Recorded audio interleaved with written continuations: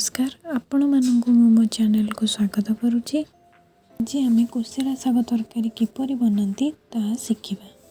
शाग को आम भल भाव बाछिबा, धोइबा एवं ताको काटिकी नेबा।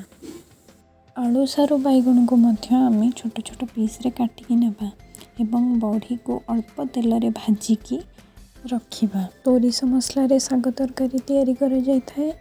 तो आम सोरिष मसला बनैबा पई अल्प किछि जीरा, सोरिष, रसुण एवं सुखिला लंका को बाटी आम ताको पेस्ट बनैकी नेबा। प्रथमे अल्प तेल रे सारू आलू को भाजी नेबा।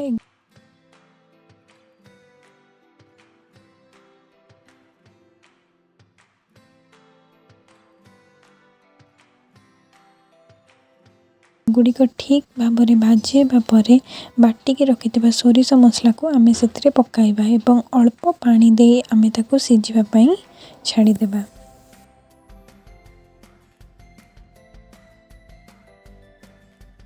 गोटे चमच हळदी गुंड पकाइबा।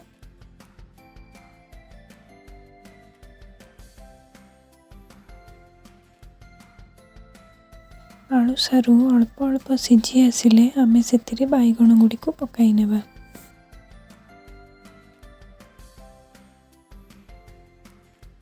स्वाद अनुसार लुण पकाई आम ताको भल भाव में मिक्स करि नेबा।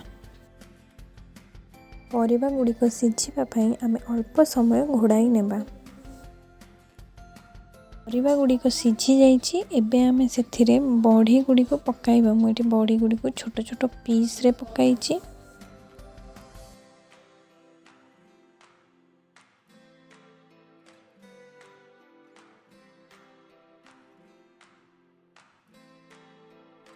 एबे आम शाग को सेथिरे पकाइबा एवं भल भाव रे ताको मिक्स करि नेबा। एवं ताको काढ़ी नेबा आम बघारिबा पई। बघारिबा पई तेल गरम हवा परे आम सेतिरे पंच फुटण, सुखिला लंका एवं रसुण छेचिकी पकाइबा। तापरे आम सेतिरे शाग तरकारी को पकाई नेबा एवं अल्प पानी दे किछि समय फुटिया पई छाड़िबा। किछि समय फुटिबा परे आम शाग तरकारी प्रस्तुत हो जाइछि। भिडियोटी भल लगी लाइक, शेयर एवं सब्सक्राइब करंतु।